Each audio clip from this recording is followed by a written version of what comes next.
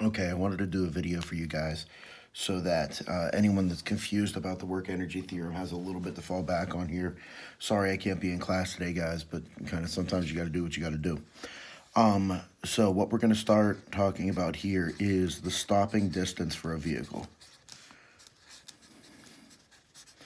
All right. Now, the stopping distance is entirely based upon the work-kinetic energy theorem, meaning that whatever work gets done is going to cause a change in the kinetic energy. Most of what we've worked with so far has been talking about increasing the kinetic energy on an object when you apply a force and cause it to displace. But in this case here, it's going to do the exact opposite, and we're going to use our work to lose our kinetic energy. So, it really comes down to a couple of things here. When you're dealing with the stopping distance for a car, the force that's being applied by your brakes is pretty much a constant value. It's something that you can't really do much about without making major changes to your car. Whether you're going 5 miles per hour or 120, the force that can be applied by your brakes is pretty much going to be the same value if you just jam them down. The stopping distance is going to be the factor that changes things more than anything. Now, over here, your mass, you're not going to be bailing things out of your windows just because you're slowing down in an emergency situation. So the velocity is really what's going to be changing more than anything else. The other thing that's really kind of important right now is if you look at this, if we're talking about stopping distance, that tells us that our final velocity is really just going to end up being 0 for this entire chunk here. So just for simplicity's sake, this is going to be a constant value. This is going to be a constant value. And to make this look a little bit more realistic here, let me give you some numbers that might be appropriate in this type of a situation. So let's start with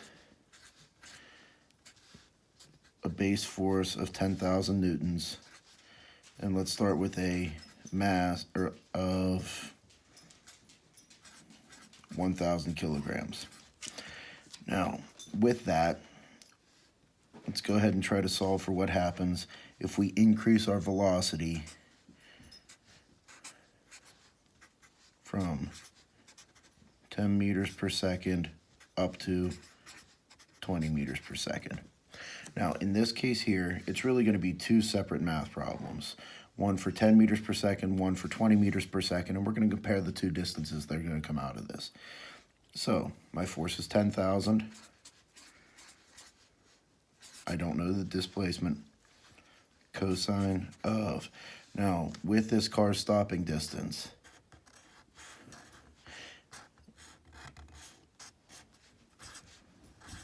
the car is going to be displacing in this direction while the force of friction on the brakes is going to be pulling back this way. So my angle in this case is going to be a cosine of 180. Okay? So cosine of 180 is just -1. Now on the right-hand side here, 1/2 the mass times the velocity squared. Initial velocity is 10. It's going to have a negative sign out in front here because that's there. 1/2 of 1,000. I apologize for running out of room here, but times 10 squared. So 10,000 times -1 is -10,000 d. Over here, 10 squared is 100. 100 times 1,000 is 100,000.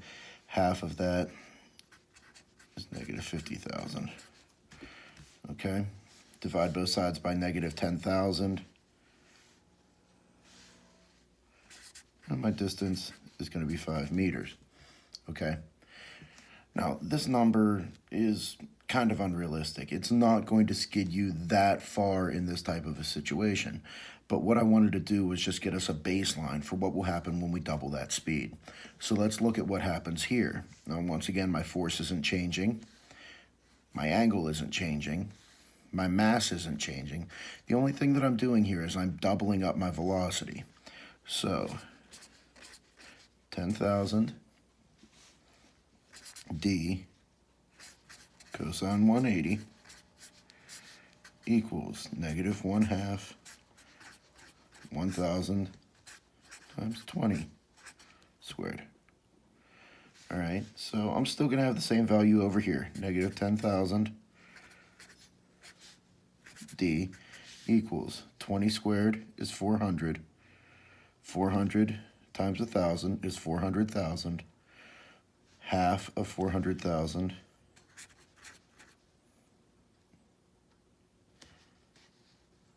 is 200,000. Divide both sides by my negative 10,000. And my stopping distance here